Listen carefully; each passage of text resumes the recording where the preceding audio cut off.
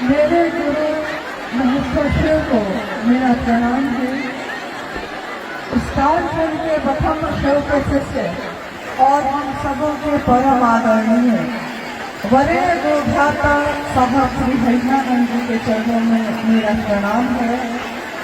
शक्ति स्वरूपा मां नीलमानंद जी के चरणों में मेरा प्रणाम है। और इस स्थान पे उपस्थित आप सभी गुरु भाई और गुरु बहन के चरणों में मेरा प्रणाम है। आज का ये कार्यक्रम मौसम के बिगड़ने के कारण बहुत ज्यादा दिक्कत में आप पड़ गए हैं, लेकिन एक निवेदन है आप सभी से। हम सब शिव के शिष्य हैं और शिव के शिष्य मन से अपने गुरु से बात करते हैं, मुंह बंद हो जाता है। तो जो जहां है कृपया शांत हो जाए। और जब भी मैं ऐसा कभी माहौल हुआ है तो मुझको साहब की वही बात याद आती है जो उन्होंने हमेशा कहा है कि जरा सी चली मलय की झोंक, अरे थोड़ी सी बारिश ही तो हुई है, क्या हो गया ऐसा? थोड़ी सी बारिश हुई है, भीग गए हैं हम लोग, लेकिन इस बारिश में भी वो शिव याद आते हैं, हमारे साहब दीदी याद आते हैं। तो इस बारिश के लिए सावन के महीने में तो लगातार बारिश होती है और हाथ में शिव के संकल्प का जल लेकर हम लोग कितने किलोमीटर घूमते हुए चले जाते हैं, क्योंकि मन में शिव का संकल्प होता है। तो जरा सी मलय की झोंक चलती है तो शिव शिष्यों की नाव नहीं डोलती है, यानी थोड़ी सी हवा की झोंक से शिव शिष्यों की नाव कभी नहीं डोली है। अभी तो रातें बाकी हैं, झंझावातें बाकी हैं, तब क्या होगा? इसलिए अभी जैसी भी परिस्थिति आए, लेकिन शिव शिष्यता का परिचय दीजिए, साधुता का परिचय दीजिए।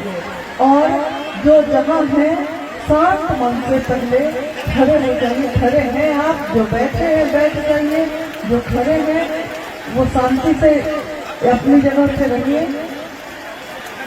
आप सबको जो ये कष्ट हुआ है उसके लिए मैं जितना क्षमा मांगू उतना कम है, क्योंकि शिव के शिष्यों को परेशान करने का अधिकार शिव ने, मेरे गुरु ने किसी को नहीं दिया है।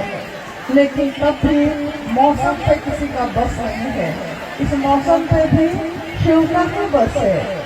उस शिव के कारण ही मौसम कभी भी बदल सकता है। लेकिन शिव के शिष्यों का मन जब मजबूत हो जाता है तो चाहे करकराती हुई धूप हो, चाहे बरसती हुई बारिश हो, लेकिन उसका मन शांत रहता है। तो आप सब थोड़ी देर के शांत हो सकते हैं, शांति का दान दे सकते हैं, जहां है जैसे हैं शांत हो जाइए और अपने गुरु शिव को याद करते हुए, अपने साहब दीदी को याद करते हुए हम अपने मन में नमन करते हैं उनको।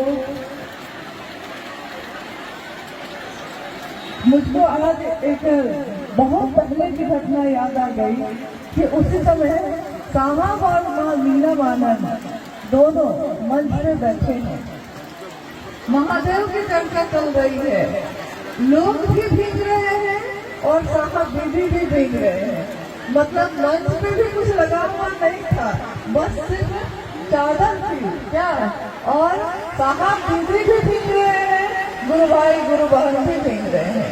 लेकिन इतनी दया की याचना अपने गुरु से करती हूँ, अपने साहब दीदी से करती हूँ कि जो गुरु भाई गुरु बहन आज भी इस बारिश में भीग रहे हैं, उनकी तबीयत को ठीक रखिएगा, क्योंकि मौसम है ठंडी का।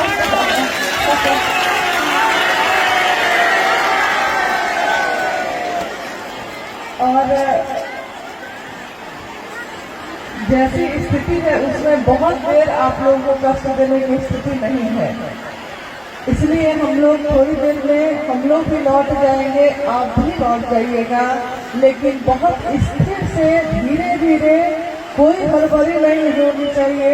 अगर किसी भी गुरु भाई गुरु बहन को थोड़ी सी चोट भी अगर लग गई तो मेरे गुरु पे आरोप लग जाएगा। इसलिए गुरु का ध्यान करके एक दूसरे की मदद से यहाँ से धीरे धीरे निकलिएगा। रही बात महादेव की चर्चा की, जिसके लिए ये आयोजन है आज, तो महादेव की चर्चा या महादेव का काम गुरु का आदेश अनुसार करने भर से गुरु की दया मिलती है।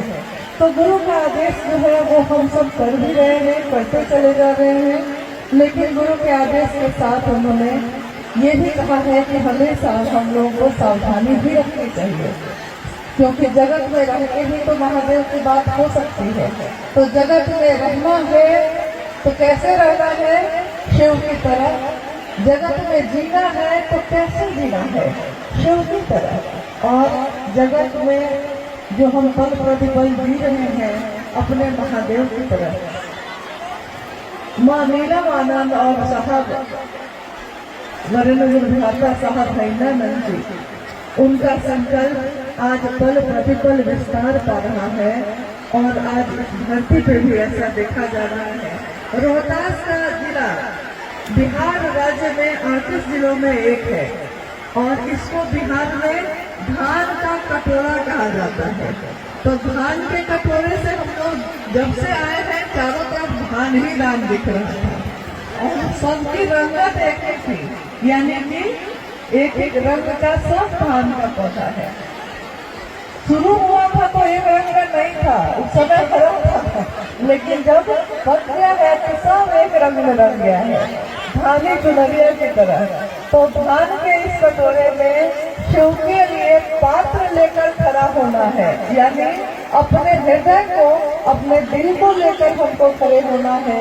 महादेव की दया बरसती भी रहेगी, लेकिन अगर दिल ही नहीं लेकर आएंगे तो वो दया हम पाएंगे कहाँ? याद रखिए, साहब ने हमेशा कहा कि मुझसे मिलने आए हो तो शिव को लेकर आना, और अगर लेकर नहीं आ सके हो तो शिव को लेकर जाना। तो मुझसे मिलने आए हो यानी हम आए तो साहब से ही नहीं गए हैं, साहब का ही सब कार्यक्रम होता है, उसमें शिव के गुरु स्वरूप की उपस्थिति होती है। तो शिव को लेकर आए हैं तो बहुत अच्छा, और नहीं लेकर आए हैं तो लेकर जाना है। लेकिन पात्र अपने हृदय का रखिएगा, हृदय में ही, दिल में ही वो शिव वास करते हैं, और दिल में वास करने वाले कहीं भी हमेशा याद आते हैं। जो भी आज इस कार्यक्रम में जो दिक्कत हुई है आपको, जो कष्ट हुआ है आपको, उसके कारण साहब हमेशा कष्ट में रहे। अगर गुरु भाई गुरु बहन को कोई कष्ट है तो वो भी उतना ही कष्ट दे। नहीं कहते हैं कि चोट लगे तुझको तो दर्द मुझे हो, भीगे आप हैं और ठंड मुझको लग रहा है कि कैसा लग रहा होगा, भीगे आप हैं।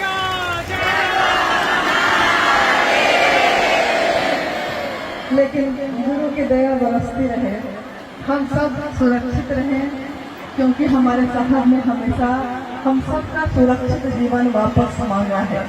तो हम अपने साहब को अपना सुरक्षित जीवन दें और महादेव के कार्य को आगे बढ़ाने में मदद करें।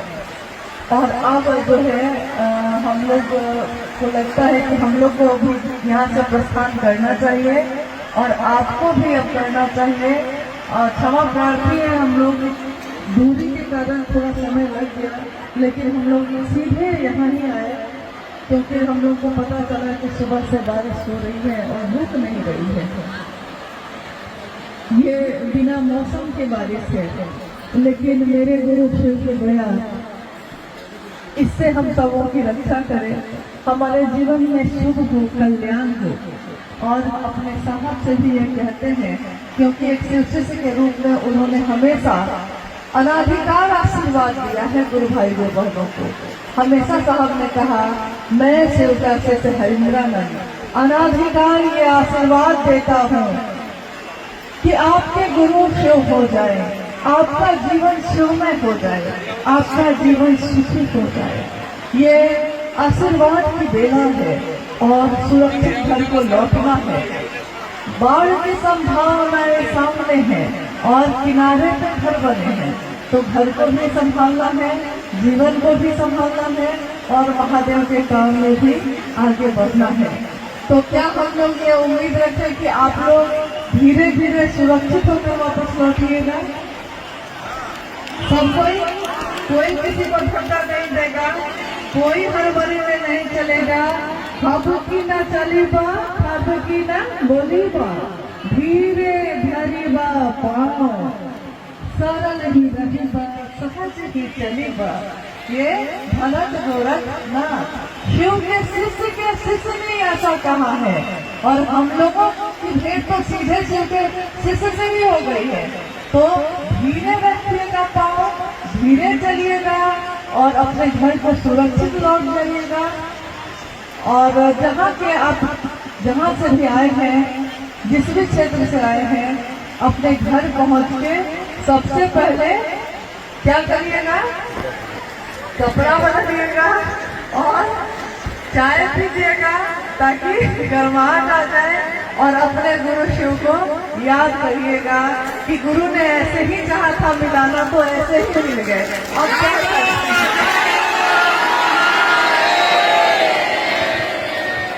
अब क्या करें हम? और माँ नीलम आनंद जी ने जो कहा है हमेशा कि हम सब शिव शिष्यों के घरों में, उनके आंगन में शिव शिष्यता का सितार बजता है।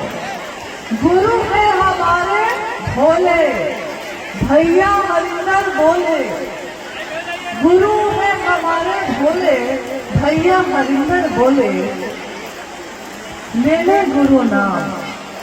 जब से इस मन के अंदर में गुरु का हुआ बसेरा, जब से इस मन के अंदर में गुरु का नाम का बसेरा हुआ है, 3 सूत्र के मोती पाए गुरु नाम का हीरा।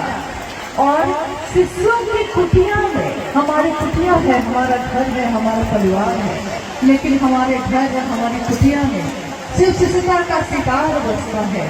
शिष्यों की कुटिया में गुरु का सितार बोले, ले ले गुरु नाम, भैया हरिंदर बोले। बस इसी के साथ आप सभी के चरणों में प्रणाम है। आप सभी सुरक्षित वापस जाएं। आप सबको मेरा प्रणाम।